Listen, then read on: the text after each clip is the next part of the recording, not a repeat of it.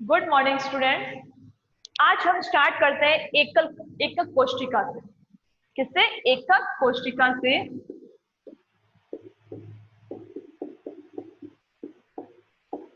एकक कोशिका यानी कि यूनिट सेल।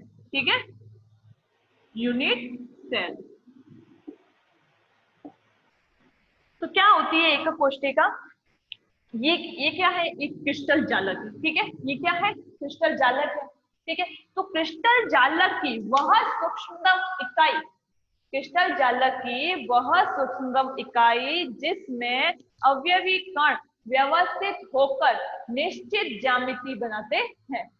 क्या है? क्रिस्टल जालक की वह सूक्ष्मतम इकाई जिसमें अवयवी कण व्यवस्थित होकर एक निश्चित ज्यामिति बनाते हैं, क्या कहलाती है? एकक कोशिका कहलाती है। या फिर the simplest repeating unit in a crystal is called unit cell. The simplest repeating unit क्या है? Simplest repeating unit. जैसे कोई ये है, ये क्या है? एक घन है। ये क्या है? एक एकक कोशिका है। ये जो घन है ये क्या है? एक एकक कोशिका है। इस घन की, इस एकक कोशिका की क्या होगी? पूरे ही क्रिस्टल में क्या होगा? रिपीटेशन होगा। पूरे ही क्रिस्टल में रिपीटेशन होगा। ऐसे ऐसे कोष्ठ या ऐसे घन पूरे क्रिस्टल में होंगे। ऐसे ही घन पूरे क्रिस्टल में होंगे। ठीक है, पूरे क्रिस्टल जालक में होंगे। तो ये क्या हुई? एक घन जो है, ये सिर्फ एक घन जो है एक क्रिस्टल जालक की क्या हुई? सूक्ष्मतम इकाई हुई। ठीक है, तो उसकी जो है वो पूरे क्रिस्टल जालक में क्या होता है? रिपीटेशन होता है, पुनरावृत्ति होती है। ठीक है, तो क्रिस्टल जालक की सूक्ष्मतम इकाई जिसमें अवयवी कण जो है वो व्यवस्थित होकर एक निश्चित ज्यामिति बना रहे हैं। ये क्या है? एक निश्चित ज्यामिति बना दी। ठीक है, सूक्ष्मतम इकाई है ये, इसमें अवयवी कण व्यवस्थित होकर एक निश्चित ज्यामिति बनाई है, घन बनाया है। ठीक है, तो वो क्या कहलाती है? एकक कोशिका कहलाती है। ये घन क्या है? एक एकक कोशिका है। ठीक है, इसी तरह से ये दूसरा घन। ठीक है, ऐसे ही कितने ही घन होंगे एक क्रिस्टल जालक में। क्रिस्टल जालक में ऐसे बहुत से घन होंगे। ठीक है, फिर तो ये क्या हो गई? एक एकक कोशिका हो गई, यानी कि repeating simplest repeating unit in a crystal is called unit cell. ठीक है, तो हो गई ये एकक कोशिका। ठीक है, अब समझ में आ गई एकक कोशिका। इसके बाद में क्रिस्टल जालक जो है, क्रिस्टल लैटिस या क्रिस्टल जालक जो है वो कुल 7 प्रकार की एकक कोशिकाओं से मिलकर बना होता है। ये अपन ने कल बात करी थी। ठीक है, उसके लिए एक सारणी भी बनाई थी अपन ने। सारणी में सारी कुल 7 प्रकार की एकक कोशिकाओं के बारे में पढ़ा था अपन ने। ठीक है, तो उनको आज हम वापस से देखते हैं और उसको याद करने का शॉर्ट तरीका देखते हैं। उसको कैसे याद करेंगे? उस इतनी बड़ी सारणी को हम कैसे याद करेंगे? उसके लिए एक शॉर्ट तरीका लेते हैं। ठीक है, तो क्रिस्टल जालक जो है वो कुल 7 प्रकार की एकक कोशिकाओं से बना होता है। ठीक है, कौन कौन सी थी? एक तो सी, देखो सी, यानी कि घनिया। ठीक है, क्यू होता है आर, यानी कि रोम्बोहेड्रल त्रिसम लंबाक्ष। ठीक है, आर यानी कि रोम्बोहेड्रल यानी कि त्रिसम लंबाक्ष। फिर टी, टी यानी कि हेक्सागोनल, सॉरी टी यानी कि टेट्रागोनल, टेट्रागोनल यानी कि द्विसम लंबाक्ष, टेट्रागोनल यानी कि द्विसम लंबाक्ष। ठीक है, टी से टेट्रागोनल यानी कि द्विसम लंबाक्ष। फिर आता है एच, एच क्या है? हेक्सागोनल यानी कि षटकोणीय, षटकोणीय। ठीक है, फिर क्या थी? फिर ट्राइक्लिनिक, टी से ट्राइक्लिनिक यानी कि त्रिनताक्ष, त्रिनताक्ष, ट्राइक्लिनिक त्रिनताक्ष। फिर आता है ओ, ऑर्थोरोम्बिक, ऑर्थोरोम्बिक यानी कि विषम लंबाक्ष, विषम लंबाक्ष। ठीक है, फिर आता है एम, मोनोक्लिनिक यानी कि एक नताक्ष। क्या है? एक नताक्ष। ठीक है।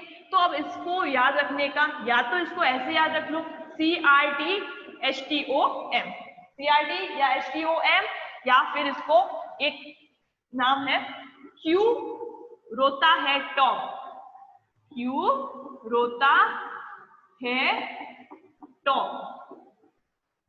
ठीक है, क्यों रोता है टॉम। क्यू का क्या है, क्यूबिक, क्यू से क्या है क्यूबिक यानी कि घनीय। ठीक है, रो, रो क्या है रोम्बोहेड्रल यानी कि त्रिसमलंबाक्ष। ठीक है, फिर आता है टी, टी, टी क्या है टेट्राहेड्रल। ठीक है, ये इसके साथ में और भी सब जोड़े हैं जो अपन को अच्छी तरह से याद रखें, इसमें ए का कुछ नहीं है। ठीक है, तो ये टी जो है वो क्या है टेट्राहेड्रल यानी कि द्विसमलंबाक्ष। फिर आता है एच, एच से क्या है षटकोणीय हेक्सागोनल, एच से क्या है हेक्सागोनल यानी कि षटकोण। ठीक है, फिर आता है टी, क्यों रोता है टॉम, टॉम में पहले टी, टी क्या है ट्राइक्लिनिक यानी कि त्रिनताक्ष, ट्राइक्लिनिक यानी कि त्रिनताक्ष। ठीक है, फिर उसके बाद में आता है ओ, ओ से क्या है ऑर्थोरोम्बिक, ऑर्थोरोम्बिक यानी कि विषम लंबाक्ष, ओ से क्या है ऑर्थोरोम्बिक यानी कि विषम लंबाक्ष। फिर है एम, एम क्या है एम से क्या है मोनोक्लिनिक, मोनोक्लिनिक या एक नताक्ष। तो इसको याद रखने का तरीका है क्यों रोता है टॉम, क्या है क्यों रोता है टॉम, क्यू से क्यूबिक, आर से रोम्बोहेड्रल, टी से टेट्राहेड्रल। ठीक है, फिर हेक्सागोनल, फिर टेट्रागोनल, फिर हेक्सागोनल, फिर टी से ट्राइक्लिनिक, ओ से ऑर्थोरोम्बिक और एम से मोनोक्लिनिक। ठीक है, तो ये इसको याद रखने का शॉर्ट तरीका है। अब इसके आते हैं लंबाई के पैरामीटर। ठीक है, लंबाई के पैरामीटर में क्या है, लंबाई के पैरामीटर को कैसे याद रखेंगे इनके, ये अपन ने सारणी बनाई थी ना पहले, एक कोष्ठिका के प्रकार लिया था अपन ने पहले, फिर क्या लिया था लंबाई के पैरामीटर लिया था, फिर कोणीय पैरामीटर लिया था, फिर विविध संभव विविधताएं ली थी, फिर क्या लिया था एग्जाम्पल लिए थे अपन ने। ठीक है, फिर एग्जाम्पल लिए थे अपन ने। तो अब इसमें लंबाई के पैरामीटर अपन कैसे याद रखेंगे, लंबाई के पैरामीटर। ठीक है, शुरुआत में जो ये दो है घनीय और त्रिसमलंबाक्ष, इनमें क्या होगा दोनों में ही तीनों ही जो है वो लंबाई के पैरामीटर जो है बराबर होंगे, ए बराबर बी बराबर सी। ठीक है, ऊपर वाले दोनों में ही क्या होंगे ए बराबर बी बराबर सी होंगे। ठीक है, तीनों ही भुजाएं क्या होगी बराबर होगी, या तीनों लंबाई के पैरामीटर क्या होंगे बराबर होंगे। ठीक है, उसके बाद में ये जो दो है, ये दो, इनमें क्या होगा दो भुजाएं तो बराबर होगी, दो भुजाएं तो बराबर होगी ए बराबर बी, लेकिन सी क्या होगा बराबर नहीं होगा, इसमें भी बराबर ये नहीं होगा। ठीक है, दो में तो तीनों ही बराबर है, दो में दो बराबर है सी बराबर नहीं है, दो में दो बराबर है एक बराबर नहीं। ठीक है, फिर इन दोनों का हो गया, ये तो सी आर टी एच तक हो गया, पीछे बचे ये तीन, इन तीनों में क्या होंगे ये तीनों ही बराबर नहीं होंगे, इन तीनों में ना ये तीनों ही बराबर नहीं होंगे।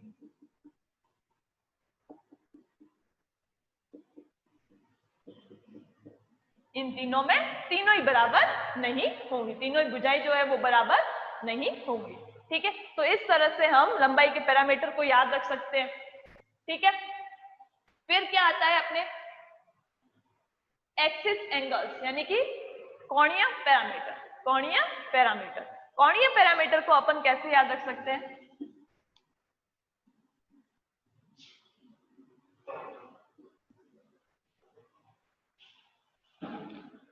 कोणीय पैरामीटर को अपन कैसे याद रख सकते हैं, तो यहाँ पे कोणीय पैरामीटर, कोणीय पैरामीटर में पहले में क्या होगा अल्फा बराबर बीटा बराबर गामा बराबर क्या होंगे 90 डिग्री, तीनों ही कोण जो है वो 90 के बराबर होंगे, तीनों ही कोण 90 के बराबर होंगे। ठीक है, फिर दूसरा आर रोम्बोहेड्रल, रोम्बोहेड्रल यानी कि त्रिसमलंबाक्ष, त्रिसमलंबाक्ष में क्या होगा इसमें दो तो कोण जो है वो 90 के बराबर होंगे, लेकिन एक कोण जो है गामा जो है वो 90 के बराबर नहीं होगा। अल्फा बराबर बीटा बराबर तो होंगे 90 के बराबर, लेकिन गामा जो है वो 90 के बराबर नहीं। ठीक है, गामा बराबर क्या होगा, 90 के बराबर नहीं होगा। ठीक है, फिर अपने आता है तीसरा टेट्रागोनल। टेट्रागोनल में क्या है, यानी कि द्विसम लंबाक्ष। इसमें क्या होगा, वापस से तीनों ही कोण जो है वो 90 के बराबर होंगे। वापस से तीनों ही कोण 90 के बराबर होंगे। ठीक है, तीनों ही कोण टेट्रागोनल में तीनों ही कोण जो है वापस से 90 के बराबर होंगे। फिर नेक्स्ट आता है अपने हेक्सागोनल। हेक्सागोनल में क्या होगा कि अल्फा और बीटा तो 90 के बराबर होंगे, लेकिन गामा जो है वो 120 डिग्री होगा। अल्फा और बीटा तो है वो 90 के बराबर होंगे, लेकिन गामा जो है, अल्फा और बीटा 90 के बराबर होंगे, लेकिन गामा जो है वो किसके बराबर होगा, 120 डिग्री के बराबर होगा। गामा जो है वो 120 के बराबर होगा। ठीक है, तो ये हो गया अपने हेक्सागोनल की बात। फिर नेक्स्ट आता है अपने ट्राइक्लिनिक यानी कि त्रिनताक्ष। ट्राइक्लिनिक यानी त्रिनताक्ष। त्रिनताक्ष में क्या होगा कि इसमें क्या है कि तीनों ही न तो इसमें क्या था, न तो ये तीनों भुजाएं बराबर थी, ठीक है, न तो ये तीन बराबर होंगे और न ही ये तीन कोण बराबर होंगे 90 के। अरे गामा तो लिखा ही नहीं। ठीक है, ना तो एक ट्राइक्लिनिक है जिसमें ये तीनों ही बराबर नहीं होते, ना तो ये तीन बराबर होंगे, ना ही ये तीन कोण जो है वो 90 के बराबर होंगे एक त्रिनताक्ष में। ठीक है, ये याद रखना, त्रिनताक्ष में क्या होता है, ना तो ये तीन बराबर होंगे, ना ही ये तीन कोण जो है वो 90 के बराबर होंगे। ठीक है, ये हो गया त्रिनताक्ष। फिर आता है अपने ऑर्थोरोम्बिक। ऑर्थोरोम्बिक यानी कि विषम लंबाक्ष। विषम लंबाक्ष में क्या होगा कि वापस से इसमें ये तीनों कोण जो है वो बराबर 90 के हो जाएंगे। अल्फा बराबर बीटा बराबर गामा बराबर किसके होंगे, 90 के बराबर। ठीक है, विषम लंबाक्ष में क्या होगा, वापस से ये तीनों कोण जो है वो 90 के बराबर हो जाएंगे। अल्फा बराबर बीटा बराबर गामा बराबर कितने के, 90 के बराबर होगा। ठीक है, फिर नेक्स्ट लास्ट अपने आता है मोनोक्लिनिक। मोनोक्लिनिक यानी कि एक नताक्ष। एक नताक्ष में क्या होगा, अब इसमें ध्यान रखना है थोड़ा कि अल्फा और गामा तो है वो 90 के बराबर होंगे, लेकिन बीटा जो है वो 90 के बराबर नहीं होगा। इसमें क्या होगा, अल्फा बराबर गामा बराबर, अल्फा बराबर गामा बराबर क्या होंगे, 90 होगा, लेकिन बीटा जो है वो 90 के बराबर नहीं होगा। अल्फा बराबर गामा बराबर क्या होगा, 90 के बराबर होगा, बीटा 90 के बराबर नहीं होगा। ये है मोनोक्लिनिक या एक नताक्ष। ठीक है, तो ये हो गया अपने पास, ये तो ये सातों एकक कोशिकाएं होगी, इनके लंबाई के पैरामीटर और कोणीय पैरामीटर हो गए। ठीक है, लंबाई के पैरामीटर वापस समझाने हैं, है ना, एक मिनट में वापस समझाती हूँ। ठीक है, लंबाई के पैरामीटर मैं वापस से लेती हूँ।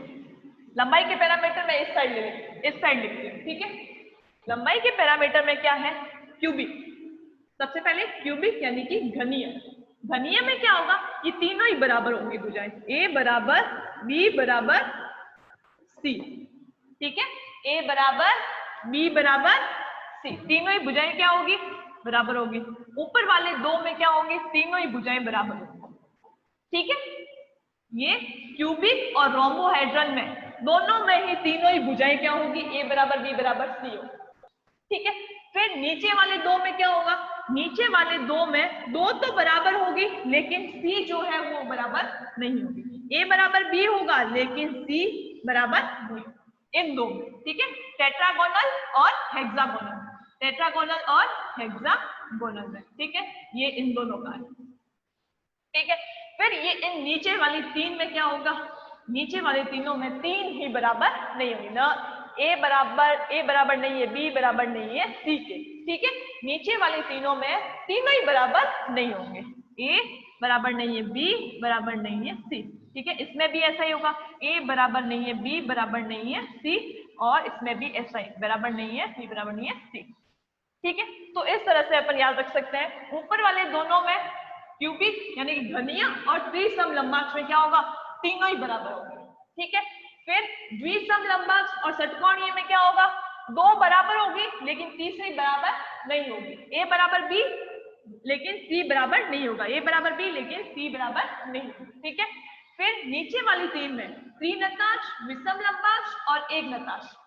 त्रिनताक्ष, विषम लंबाक्ष और एक नताक्ष में क्या होगा, तीनों ही बराबर नहीं होगी। न ए बराबर नहीं है, बी बराबर नहीं है, सी भी, तीनों में ही क्या होंगे, ये तीनों ही भुजाएं बराबर नहीं होगी या तीनों ही लंबाई के पैरामीटर जो है वो बराबर नहीं होंगे। ठीक है, तो ये हो गया लंबाई के पैरामीटर। ठीक है, अब कोणीय पैरामीटर हो गए, लंबाई के पैरामीटर हो गए। ठीक है, फिर अपन ने पढ़ी थी पॉसिबल वेरिएशन यानी कि संभव विविधताएं। संभव विविधताओं के बारे में अपन ने देखा था। नेक्स्ट अपन पढ़ लेते हैं संभव विविधताएं। विविधताएं पढ़ी थी ना सारणी में, कल वाली सारणी एक बार देख लेना। उस सारणी को अब मैं डिटेल में समझा रही हूँ, एक एक करके समझा रही हूँ। ठीक है, कल जो अपन ने पूरी सारणी बनाई थी ना उसको एक एक करके समझा रही हूँ मैं।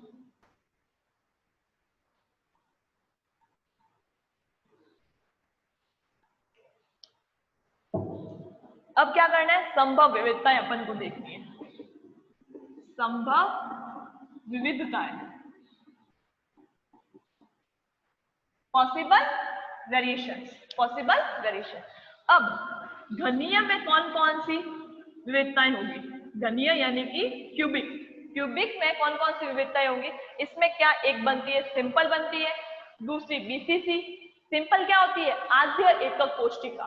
सिंपल क्या होती है, आद्य, मेथड लिख लेती हूँ। ठीक है, सिंपल, सिंपल को क्या बोलते हैं, आद्य एकक कोष्टिका, आद्य एकक कोष्टिका। मैंने जो ये वर्ड यूज में लिए थे सिंपल, बीसीसी और एफसीसी, ईसीसी। ठीक है, तो घनीय में क्या क्या बनेंगे, एक तो सिंपल बनेगा, ठीक है, दूसरी बीसीसी और तीसरी एफसीसी। ठीक है, सिंपल, बीसीसी और एफसीसी, बीसीसी और एफसीसी। ठीक है, तो घनीय में कौन सी संभव, घनीय में कौन सी विविधताएं संभव होती है, एक तो सिंपल, दूसरी बीसीसी, तीसरी एफसीसी।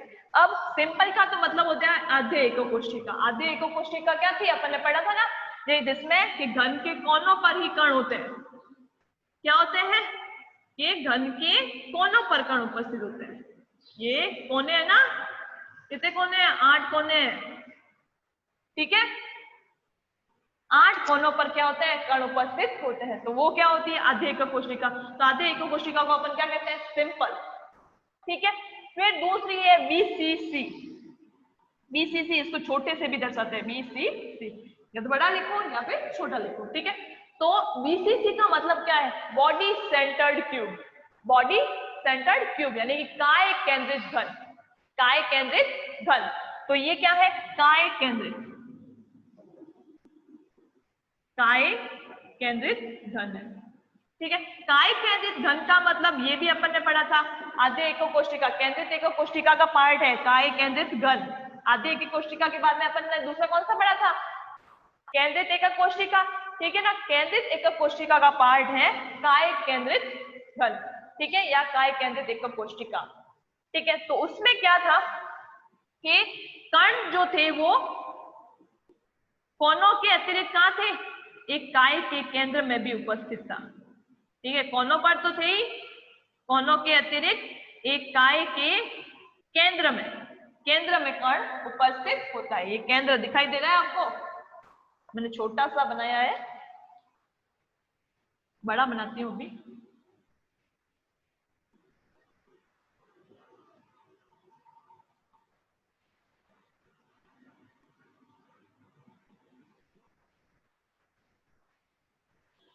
ठीक है, क्या एक कण जो है वो केंद्र में उपस्थित होता है, कोनों के अतिरिक्त कण केंद्र में उपस्थित होता है, वो तो हो गई काय केंद्रित। तो बीसीसी क्या है, मतलब काय केंद्रित।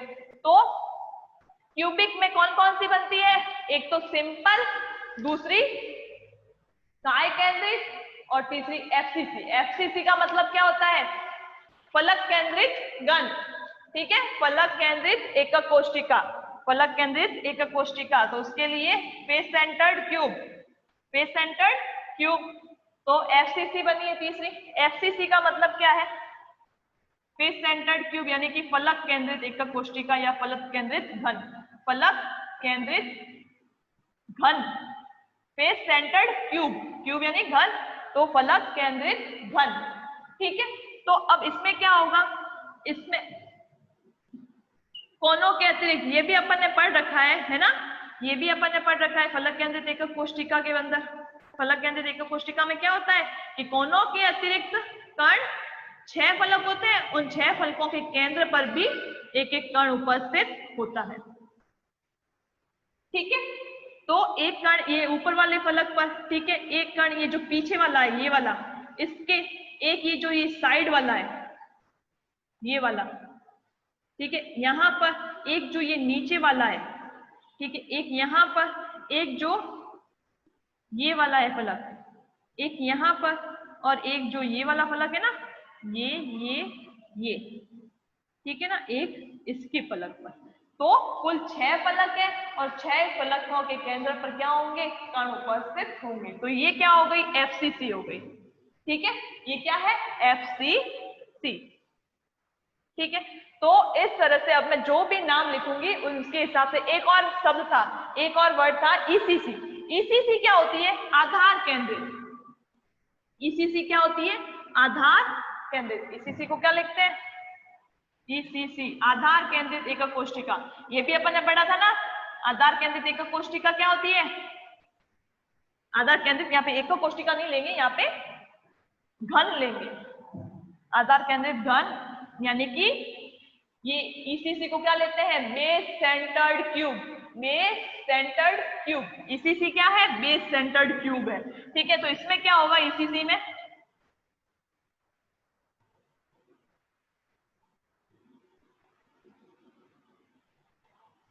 इसमें क्या होगा, दो आमने सामने के फलकों के केंद्र पर क्या होते हैं, कण उपस्थित होते हैं। दो आमने सामने, कोनों पर तो होते ही है, ठीक है, दो आमने सामने के, एक तो ये अपन ने ये वाला फलक ले लिया, ठीक है, इसमें, और एक ये वाला, ये दो क्या है, आमने सामने के फलक है। तो इनके आमने सामने, केवल दो आमने सामने के फलकों पर क्या होते हैं, कण उपस्थित होते हैं। केवल दो आमने सामने के फलकों पर कण उपस्थित होते हैं। ठीक है, तो ये हो गया ईसीसी। तो सारे वर्ड्स आ गए, सिंपल, ठीक है, फिर क्या था, बीसीसी, सिंपल यानी कि आधे एकक कोष्टिका। बीसीसी क्या है, बॉडी सेंटर्ड एकक कोष्टिका, बॉडी सेंटर्ड क्यूब यानी कि काय केंद्रित घन। फिर क्या था, एफसीसी, एफसीसी यानी कि फेस सेंटर्ड क्यूब यानी कि फलक केंद्रित घन। और ईसीसी, ईसीसी यानी कि बेस सेंटर्ड क्यूब, आधार केंद्रित एकक कोष्टिका। उसको क्या लिखते हैं, ईसीसी से लिखते हैं, ईसीसी से डिनोट करते हैं। अभी उसको बीसीसी लिख देंगे तो वो बीसीसी क्या हो जाएगा, एक तो बॉडी सेंटर तो ये है ना, उसको भी बीसीसी से डिनोट करेंगे तो क्या वो सेम हो जाएंगे, है ना, तो इसको ईसीसी से डिनोट किया। ठीक है, तो अब क्यूबिक में क्या क्या है, सिंपल, बीसीसी और एफसीसी। ठीक है, अब त्रिनताक्ष आर रोम्बोहेड्रल, त्रिसमलंबाक्ष, त्रिनताक्ष नहीं सॉरी, त्रिसमलंबाक्ष, रोम्बोहेड्रल। रोम्बोहेड्रल में क्या कौन कौन सी संभव विविधताएं हैं, सिर्फ है सिंपल, सिंपल यानी कि आद्य एकक कोष्टिका, सिंपल। ठीक है, फिर नेक्स्ट आता है अपने द्विसमलंबाक्ष यानी कि टेट्रागोनल। टेट्रागोनल यानी कि द्विसमलंबाक्ष, इसमें कौन कौन सी संभव विविधताएं हैं, एक तो सिंपल है, दूसरी कौन सी है, बीसीसी यानी कि बॉडी सेंटर्ड क्यूब। ठीक है, आधे एकक कोशिका और बॉडी सेंटर्ड क्यूब यानी कि काय केंद्रित घन। ठीक है, फिर आता है हेक्सागोनल यानी कि षटकोणीय। षटकोणीय में कौन कौन सी है, षटकोणीय वापस से एक ही है, सिंपल। षटकोणीय में वापस एक ही है, सिंपल, और इसमें भी एक ट्राइक्लिनिक में भी एक सिंपल ही है। ठीक है, ट्राइक्लिनिक में भी एक सिंपल यानी कि आधे एकक कोशिका या आधे जो सिंपल वाला होता है, सरल घन। ठीक है, फिर नेक्स्ट आता है अपने ऑर्थोरोम्बिक यानी कि विषम लंबाक्ष। विषम लंबाक्ष में क्या होगी, इसमें सबसे ज्यादा विविधताएं होंगी, सिंपल, इसमें चारों ही होगी, सिंपल, बीसीसी, एफसीसी और ईसीसी, चारों की चारों आती है। ठीक है, simple, body centred, face centred और बेस सेंटर्ड। ठीक है, चारों की चारों ही आएगी इसके अंदर। फिर नेक्स्ट आता है अपने, ये इसकी है, ये इसकी है, ये इसकी, ये इसकी, ये इसकी और ये इसकी। ठीक है, फिर आता है मोनोक्लिनिक, यानी कि एक नताक्ष। एक नताक्ष में कौन कौन सी है? सिंपल और ईसीसी, सिंपल और ईसीसी, सिंपल और ईसीसी। ठीक है, सिंपल और ईसीसी। आधे एक तो कोष्टिका याद, सरल घन, और दूसरा क्या है? ईसीसी, यानी कि बेस सेंटर्ड एकक कोष्टिका। ठीक है, तो ये अपन के हो गए कि क्रिस्टल जालक जो है वो कुल 7 प्रकार की एकक कोष्टिकाओं से निर्मित होते हैं और उनकी लंबाई के पैरामीटर, कोणीय पैरामीटर, उनमें कौन कौन सी विविधताएं संभव है। ठीक है, और एग्जाम्पल तो अपन ने कल देख ही लिए थे। ठीक है, तो ये सब हो गया, उस सारणी को अपन ने डिटेल में आज समझ लिया है। फिर नेक्स्ट टॉपिक आता है ब्रेवे जालक, वो अपन वापस से नेक्स्ट क्लास में देखेंगे, ब्रेवे जालक। ठीक है, ब्रेवे जालक को हम वापस से नेक्स्ट क्लास में देखेंगे।